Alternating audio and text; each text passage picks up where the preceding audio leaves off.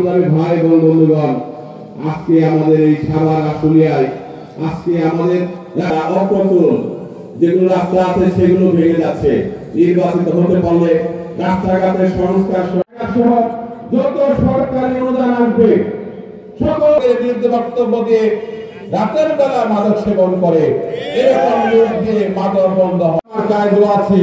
সবাইকে ধন্যবাদ জানিয়ে আমি আমার কথা শেষ করছি। আসসালামু আলাইকুম।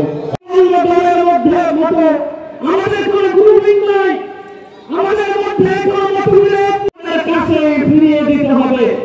এর কোনো ব্যতিক্রম আমাদের দলের কোনো সেইগুলো উদ্ধার করে সেখানে আমরা সুন্দরভাবে একটা নতুন নাব্যতা ফিরে আনবো ইনশাআল্লাহ। তৈরি করতে সক্ষম হয়েছে তারা আল্লাহকে ভয় পায়।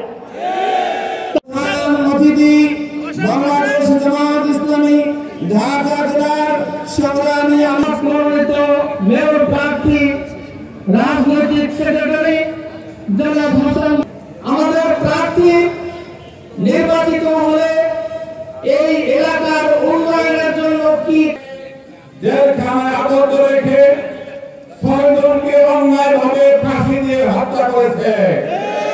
জামাত শিবিরের ৫০০ নেতা কর্মী শহীদ হয়েছে। লক্ষ লক্ষ